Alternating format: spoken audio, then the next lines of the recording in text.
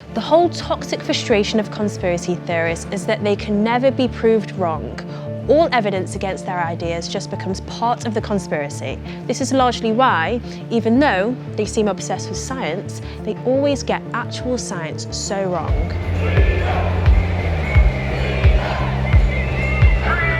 This is going to kill billions.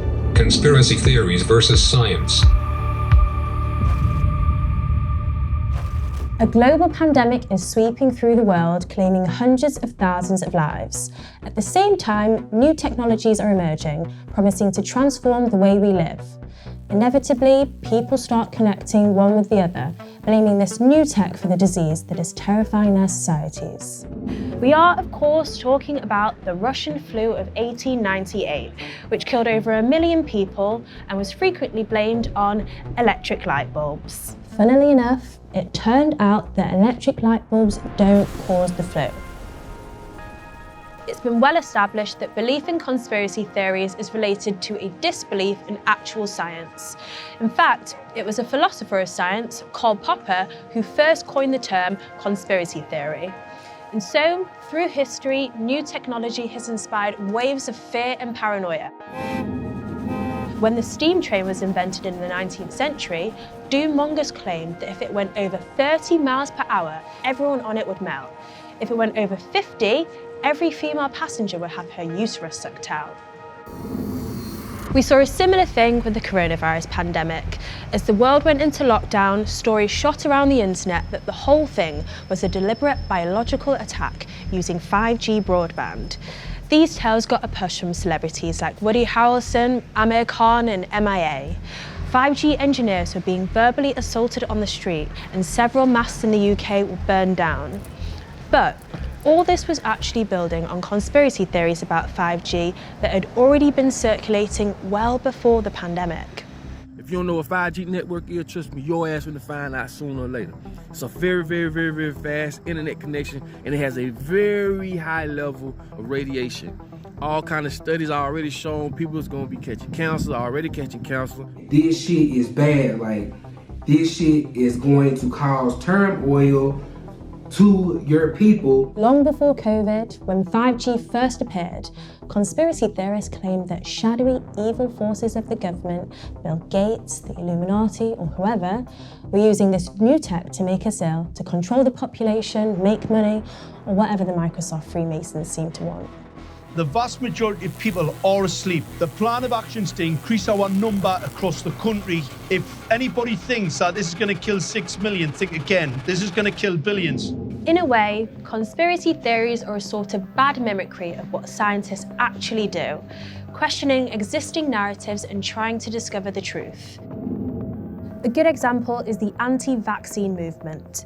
The anti-vax movement started in 1998 when a doctor named Andrew Wakefield claimed that the MMR vaccine gave kids autism. It doesn't, and within a few years, that paper was discredited and Wakefield was banned from practicing medicine.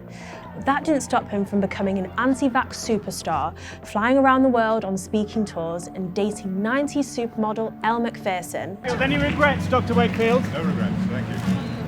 There is now an entire mini-industry of pseudoscience hacks, celebrities and US presidents who now call vaccines into question, often while making money selling alternative therapies.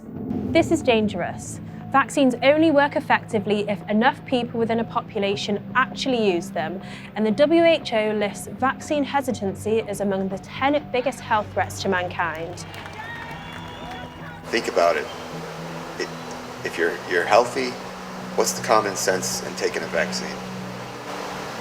It doesn't make any sense because it is of the devil. Because the anti-vax movement can't disprove the science behind vaccines, they have only one place to go: conspiracy theory. Anything that goes against what they're pitching of a conspiracy theorist regarding masks. I know for a fact they don't work, and I've seen enough evidence to say they don't. Calling scientists liars is a cornerstone of most conspiracies. But the problem is that we need to trust in scientists, because when you tear up the very basis of truth, you can start to believe in anything. If we don't believe in science, very bad, powerful people with lots of money get to claim whatever they want. Bad people like the fossil fuel lobby.